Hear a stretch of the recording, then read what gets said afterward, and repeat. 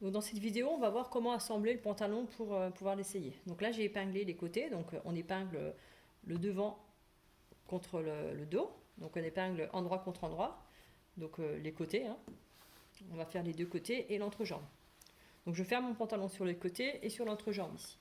Donc j'ai épinglé et je vais venir piquer. Donc assembler à 1 cm du bord. Donc en fait, je superpose mon devant et mon dos. Toujours point d'arrêt pour commencer et pour terminer.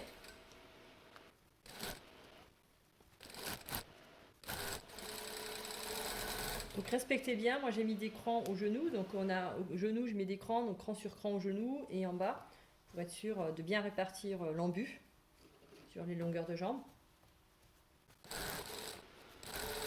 Donc là j'arrive à mon cran genou.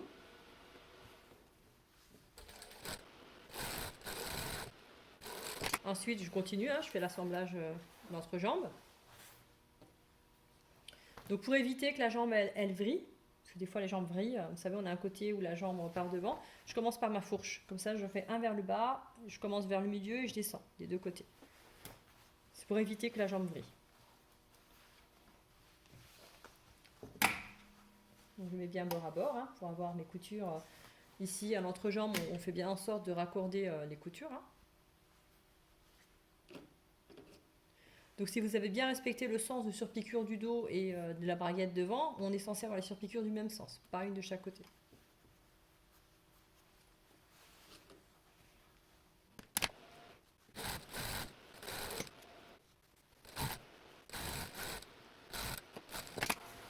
Maintenant je vais venir faire l'autre côté de la jambe. Toujours dans le même sens, du milieu de la fourche jusqu'en bas. Et en même temps ça fait un point de renfort à l'entrejambe, en passant deux fois dessus.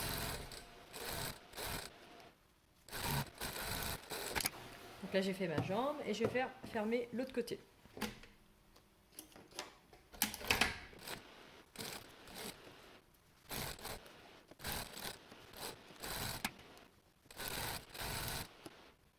Donc une fois que j'ai assemblé tout le corps, je vais venir surjeter des deux côtés et je retourne mon pantalon.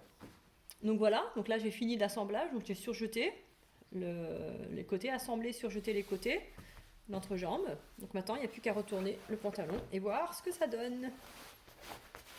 Donc là on retourne le pantalon.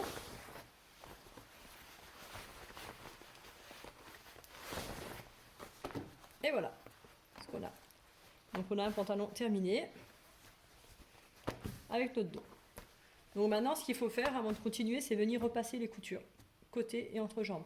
Donc on couche les coutures vers le dos et l'entrejambe aussi on les couche vers le dos. Donc on repasse les coutures bien couchées et après on va venir faire les surpiqûres sur les côtés. Donc une fois que les coutures sont repassées, couchées, on va venir surpiquer. Donc j'ouvre ma braguette. On va venir surpiquer les côtés. Donc en fait les côtés on vient les surpiquer nervures sur la partie dos jusqu'au fond de poche. Donc vous pouvez les sentir. Hein. Vous sentez votre fond de poche qui est ici. Si vous n'arrivez pas, vous pouvez mettre une épingle pour savoir où arrive le fond de poche. Et on vient, c'est pas grave si c'est un peu au-dessus, un peu en dessous, mettre une épingle. Comme ça on sait qu'on doit venir surpiquer jusque là. Donc j'ai ouvert, donc on passe le pantalon à l'intérieur. Donc je couche bien toutes mes coutures vers le dos. Et je viens surpiquer à 1 mm du bord. Après vous pouvez surpiquer à 5 mm, mais en général c'est 1 mm. Voilà, donc je couche bien tout. Si on a bien repassé, bien écrasé, ça doit aller tout seul. Si vous n'avez pas repassé, vous allez avoir du mal. Donc on fait bien attention hein, de toucher, d'être sûr qu'il n'y a rien qui est maintenu, piqué avec. Voilà, on vérifie bien. Et on sent son tissu, on regarde. Et arrivé en bas du fond de poche, on fait un point d'arrêt. Donc là, on a piqué son fond de poche, la couture, comme ça elle va vers l'arrière. Autrement, elle a tendance à faire n'importe quoi à cause des épaisseurs. On fait pareil de l'autre côté. On recommence. On fait 1 mm du bord et on y retourne. Donc il faut bien avoir repassé pour avoir bien. Donc utilisez bien une aiguille de 90-100 hein, pour ces épaisseurs, même peut-être 100 en fonction de l'épaisseur de votre tissu. En tout cas, allez-y tout doucement. Si vous avez un doute avec votre aiguille, allez-y vraiment, allez-y à la main, quoi. Faites tourner la manette à la main pour être sûr de ne pas casser votre aiguille. Donc voilà, donc là c'est pareil, hein, on sent Moi, je sens par transparence, voilà, je sens par transparence où arrive mon fond de poche, mais si vous n'arrivez pas à le sentir, mettez une épingle avant, ça vous êtes sûr. Il faut avoir la même longueur de chaque côté.